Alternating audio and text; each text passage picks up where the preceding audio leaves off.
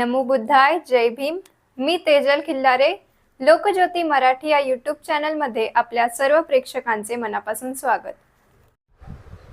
बुद्धभूमी बचाव जन आक्रोश मोर्चाने कल्याण दन आणले। उपासक उपासिका यांनी हातात पंचशील ध्वज हातात धरून बुद्धभूमी बचावच्या घोषणा देऊन संपूर्ण परिसर दणाणून सोडला।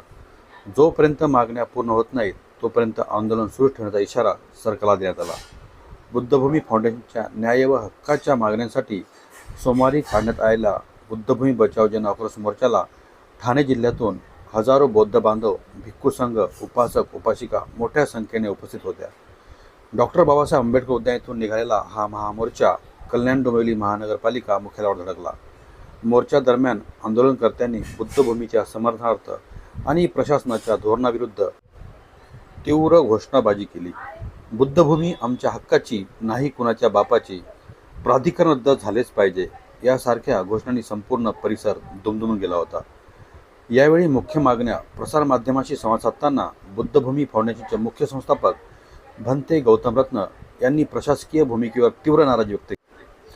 ते म्हणाले, बुद्धभूमीला पूर्ववत करून तथागतांची बुद्धमूर्ती, बौद्धस्तूप आणि भीमा कोरेगाव विजयस्तंभ प्रतिकृती पुन्हा सन्मानाने स्थापन करून देण्यात यावी। तसेच बुद्धभूमीचे विभाजन तात्काळ थांबावे, उड्डाणपुलाच्या आराखड्यात बदल करून बुद्धभूमीची हानी टाळावी आणि बाधित जमिनीची नुकसान भरपाई निधी बुद्धभूमी फाउंडेशनच्या विकासासाठी वर्ग करण्यात यावा। भंते गौतम रत्न यांनी बुद्धभूमीवर होणाऱ्या अन्यायासाठी खासदार डॉक्टर श्रीकांत शिंदे यांना जबाबदार धरत शासनाने या गंभीर प्रश्नात तातडीने हस्तक्षेप करून न्याय देण्याची मागणी केली। बुद्धभूमीच्या न्याय मागण्यांकडे सातत्याने दुर्लक्ष होत असल्याचा आरोपही त्यांनी केला। जोपर्यंत बुद्धभूमीच्या सर्व मागण्या मान्य होत नाहीत तोपर्यंत हे आंदोलन अधिक तीव्र स्वरूपात सुरूच राहील। शासन व प्रशासनाने तातडीने सकारात्मक भूमिका घेऊन न्याय द्यावा, अन्यथा राज्यव्यापी आंदोलन उभारले जाईल, असा स्पष्ट इशारा आंदोलनकर्त्यांनी यावेळी दिला। मोर्चा कल्याण डोंबिवली महापालिका मुख्यालयावर पोहोचल्यानंतर भंते गौतम रत्न यांच्या नेतृत्वाखाली एका शिष्टमंडळाने कल्याण डोंबिवली महानगरपालिका आयुक्ताची भेट घेऊन मागण्यांचे सविस्तर निवेदन सादर केले। या शिष्टमंडळात advocate Umesh Kedar, advocate Ashish Ingle, advocate Kiran Shinde, Rahul Humre आणि प्राध्यापक प्रशांत इंगळे आदींचा समावेश होता। आयुक्तासोबत झालेल्या या बैठकीत बुद्धभूमीशी संबंधित सर्व प्रलंबित प्रश्न तातडीने निकाली काढण्याची आग्रही मागणी यावेळी करण्यात आली।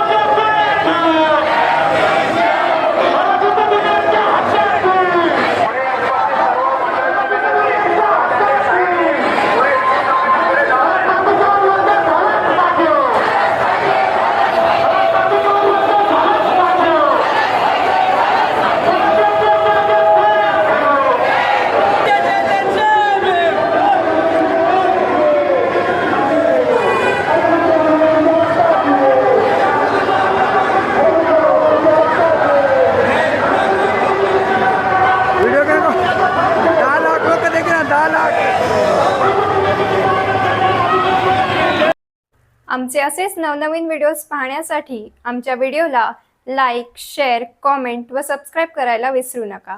धन्यवाद.